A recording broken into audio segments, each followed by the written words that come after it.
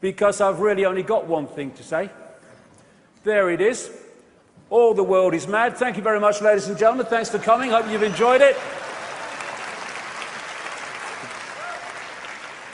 Well, I'll put a bit of detail on it, but pretty much that's it. And you know what? One of the great breakthroughs is when you realize, as you awaken, it's the world that's freaking mad, not you.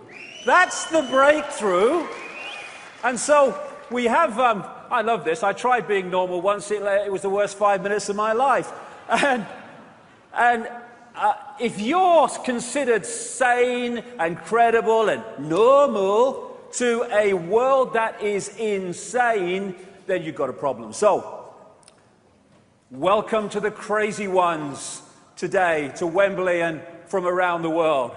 As Krishnamurti said, it is no measure of health to be well adjusted to a profoundly sick society. And this great guy, Frederick Douglass, a great campaigner in America against slavery.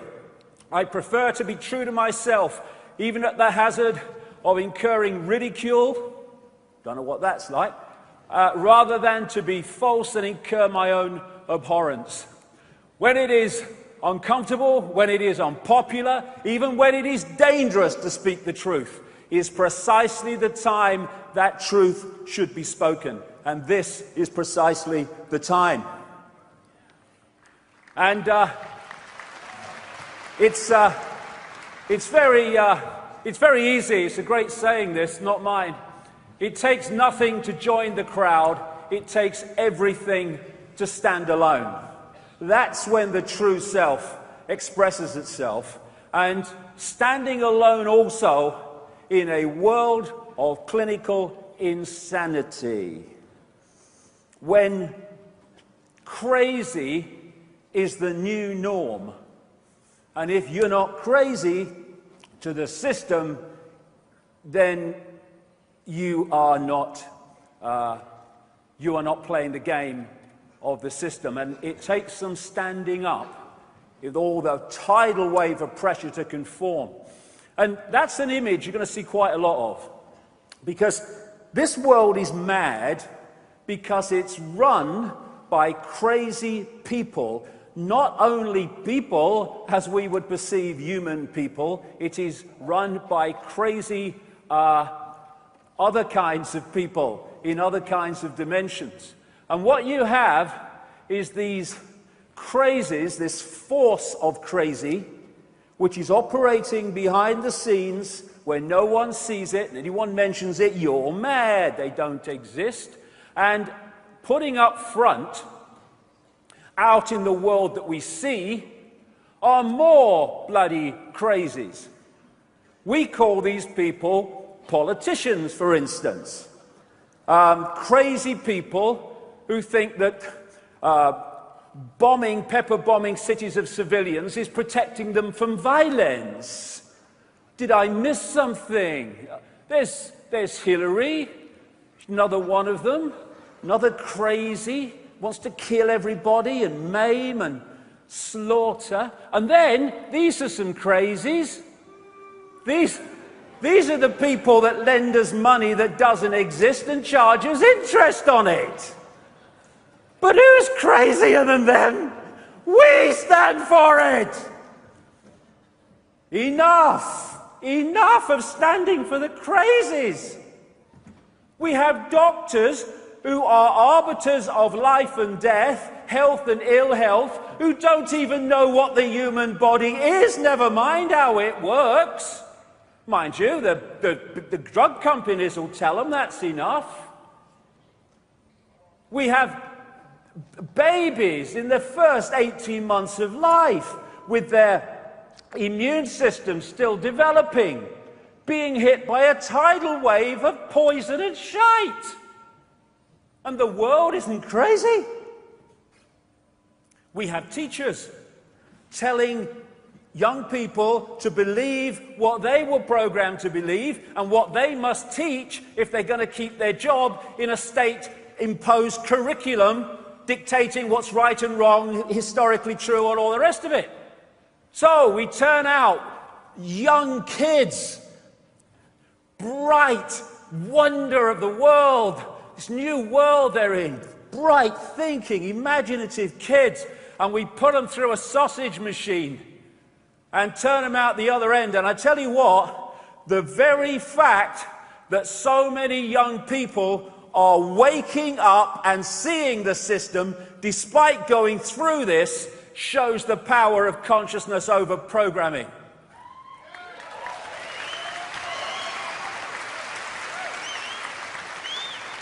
And then we have religions. Everyone to their own, but I personally think it's crazy, within the greatness and infinity of forever, to believe that all you need to know is between the covers of one book written by who knows when, in who knows what circumstances, and changed and manipulated by who knows who in the time between then and now. I think that's just a bit crazy. And then we have the crazies called scientists, most of whom spend their time not exploring the mysteries of reality, but in devising more and more effective ways to technologically kill more and more people and to poison more and more people through food additives and drugs. I think that's crazy.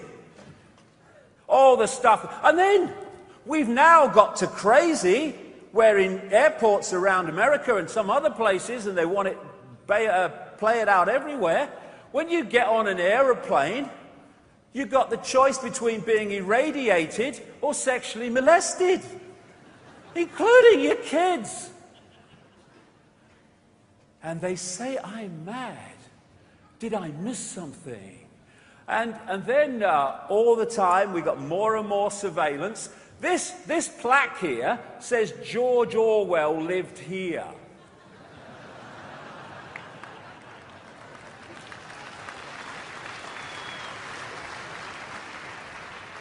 And now, do you see that story the other week? More than 200 schools in Britain have got surveillance cameras in the frigging toilets and changing rooms. The world, crazy is just not the word. Have you come across these Intelli streets? They're now introducing them. Intelli streets, they have not only the ability to bark out orders to you through the technology involved, but they can not only listen into your conversations in the street, they can record the buggers. And then they've got all this kit in the sky.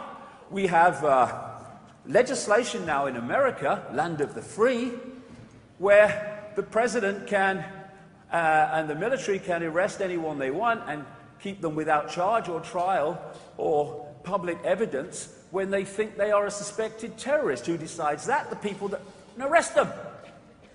And then we have Mr. Nobel Peace Prize. I collapsed once in a hotel room. And I woke up, I wondered what the hell was going on, and I got my kind of mind together, and I thought, what happened? And I thought, well, the telly was on the news, and the last thing I remember hearing on the news was Barack Obama's won the Nobel Peace Prize, and then it all went bloody black. I mean,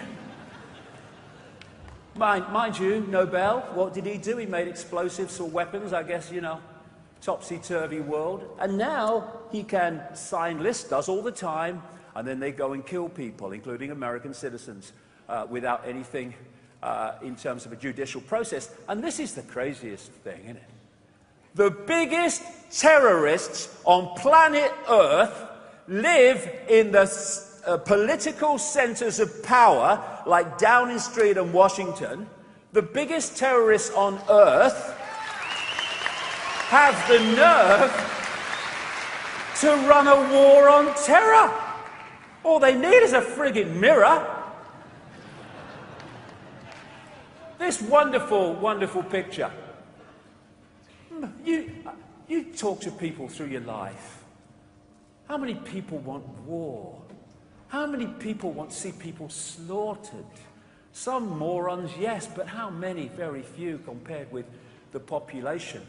We don't want war, but we have them. One after the other, because the crazies want them. We have given our power. Well, I'll put a bit of detail on it, but pretty much that's it. And you know what? One of the great breakthroughs is when you realize as you awaken, because I've really only got one thing to say. There it is. All the world is mad. Thank you very much, ladies and gentlemen. Thanks for coming. Hope you've enjoyed it. Life.